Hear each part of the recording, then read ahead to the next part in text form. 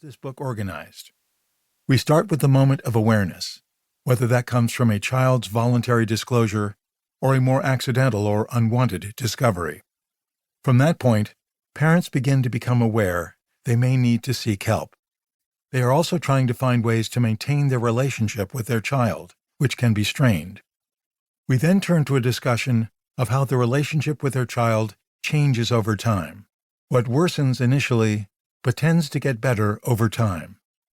We then discuss how faith changes over time for Christian parents before covering what it means to come to terms with the reality of their child's disclosure of same-sex sexuality or gender identity.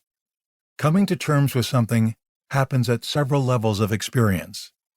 We close the book by turning to the question of how the Church could be supportive of Christian parents through this journey.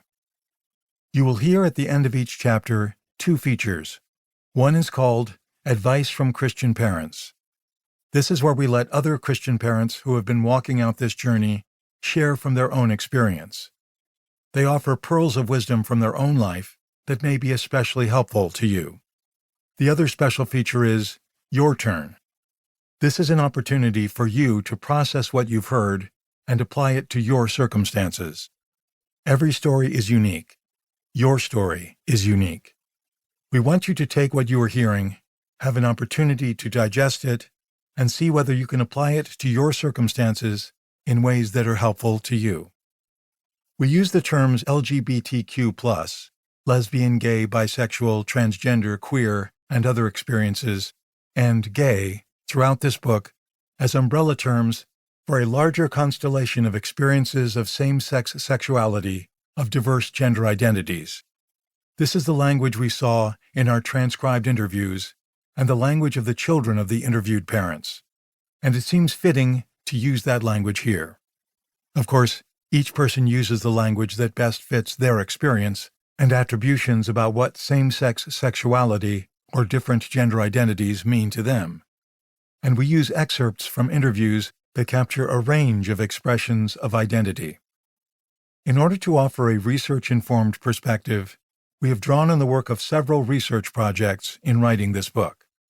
Our largest data source is a qualitative study of over 200 Christian parents who had a child come out to them as LGBTQ+.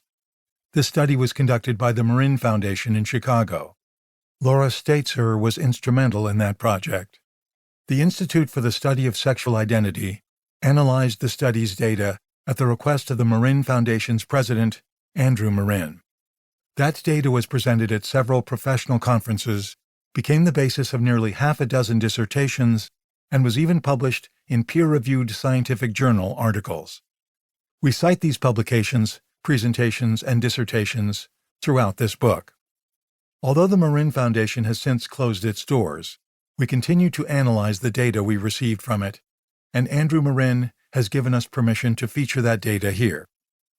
In addition to discussing this large study, we also draw from 3 other data sources. First, we cite a study conducted through the Institute for the Study of Sexual Identity and eventually published in the American Journal of Family Therapy. Second, we discuss findings from our quantitative study of 125 Christian parents who had a child come out to them as same-sex attracted, gender diverse, or LGBTQ+. Finally, we cite our study of 229 LGBTQ+ adults who had come out to Christian parents.